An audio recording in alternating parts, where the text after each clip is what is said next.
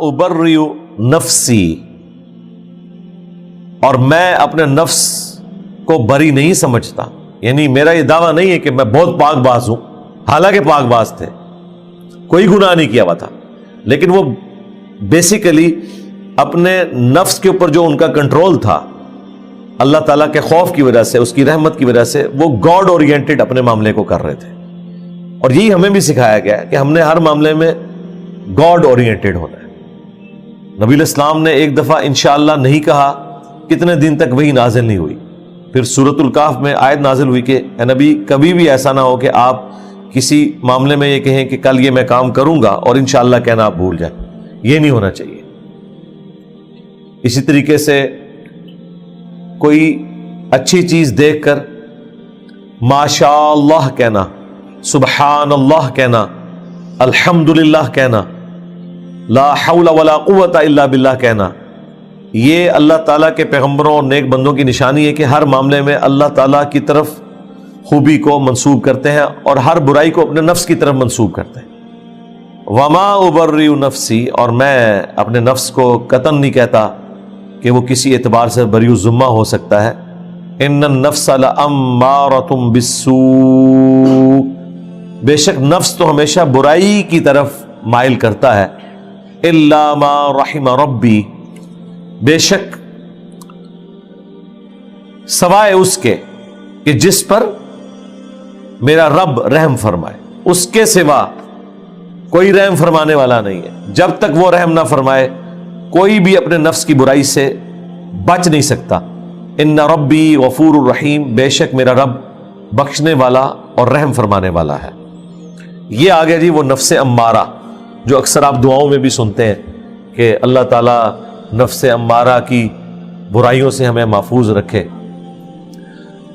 نفس امارہ، نفس لوامہ اور نفس مطمئنہ، یہ تین نفوس کا ذکر قرآن میں ہے. اور اکثر صوفیاء کے ہاں نا یہ بحثیں ہو رہی ہوتی ہیں، بتائیں جی نفس کی کتنی اقسام ہے،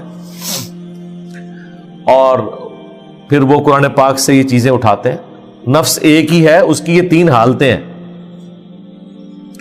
نفس مطمئنہ وہ ہے جس نے پوری زندگی اللہ اور اس کے پیغمبر کی اطاعت اختیار کی اور ایک اچھی زندگی گزاری، تو موت کے وقت اس کے لیے پھر آرڈر آ جائے گا، یا ایتھا النفس المطمئنہ ارجعی الی ربک راضیۃ مرضیہ، اے مطمئن جان. وہ مطمئن نفس ہوتا ہے، پلٹ اپنے رب کی طرف اس حال میں کہ تیرا رب تجھ سے راضی، تو اپنے رب سے راضی، آ میرے نیک بندوں میں داخل ہو اور میری جنت میں آ جا.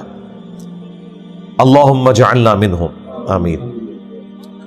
اور دوسری ایکسٹریم کے اوپر وہ ہے نفس لوامہ، جو سورۃ القیامہ میں بھی اللہ تعالیٰ نے ذکر کیا کہ قیامت والے دن وہ اپنے آپ کو ملامت کر رہا ہوگا کہ میں نے دنیا کے اندر کیوں نہیں وقت کے پیغمبر کی دعوت کو قبول کیا.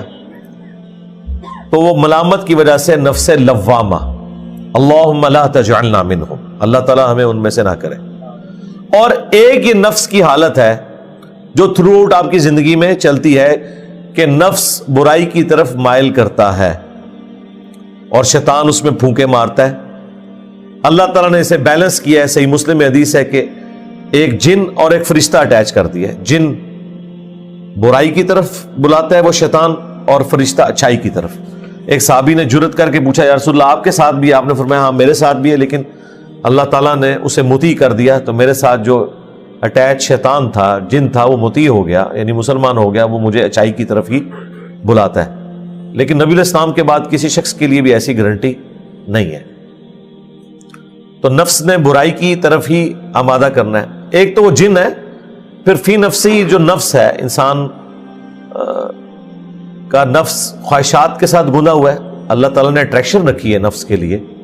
بخاری اور مسلم دونوں میں حدیث ہے کہ اللہ تعالیٰ نے جنت کو ناگوار چیزوں سے ڈھانپ رکھا ہے اور جہنم کو خوشگوار چیزوں سے ڈھانپ رکھا ہے. یعنی ہر وہ چیز جو طبیعت کو لبھاتی ہے، اچھی لگتی ہے، وہ جہنم کی طرف لے جانے والی ہوتی ہے. الا یہ کہ جسے خوف خدا ہو تو اسے تو پھر مشکل اعمال کرنا بھی آسان ہو جاتا ہے. لیکن عموماً برائی کے اندر اللہ نے لذت رکھی ہے. تو جنت کو ناگوار چیزوں سے ڈھانپ رکھا ہے. ناگوار چیز کیا؟ رزق حلال کمانے کی تکلیف مشکل کام ہے.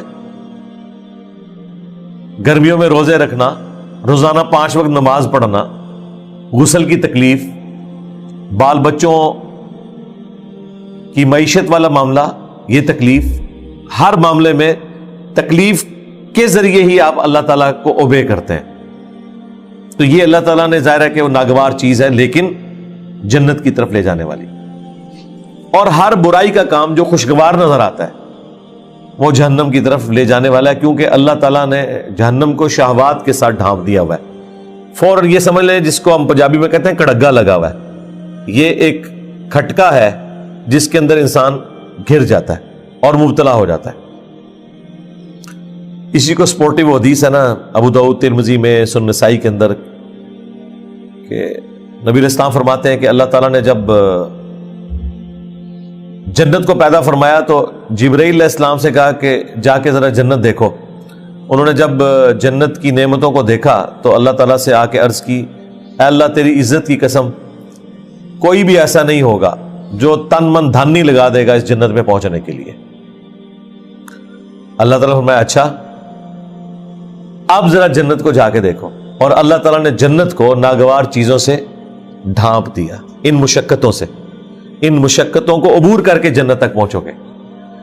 جبرائیل علیہ السلام جب واپس آئے انہوں نے کہا کہ یا اللہ یہ جتنی تو نے آزمائش رکھی ہے نا مجھے نہیں لگتا کہ کوئی جنت میں پہنچنے میں کامیاب ہوگا. یہ جبرائیل علیہ السلام یعنی فرشتوں کے سردار اور فرشتوں کے پیغمبر، یہ ان کا فتویٰ ہے. اس کا مطلب ہے کوئی ہلکا معاملہ نہیں ہے.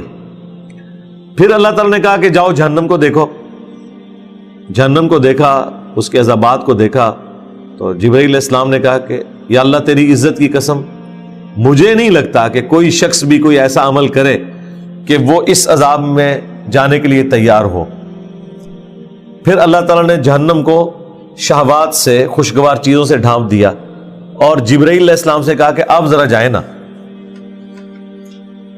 اب جب جبرائیل علیہ السلام گئے اور واپس آئے تو اللہ تعالیٰ نے فرمایا ہاں اب سنا. انہوں نے کہا یا اللہ مجھے نہیں لگتا کوئی بھی شخص جہنم میں جانے سے بچ سکے گا. جتنا اٹریکٹ فل تو نے جنت کو بنا دیا ہے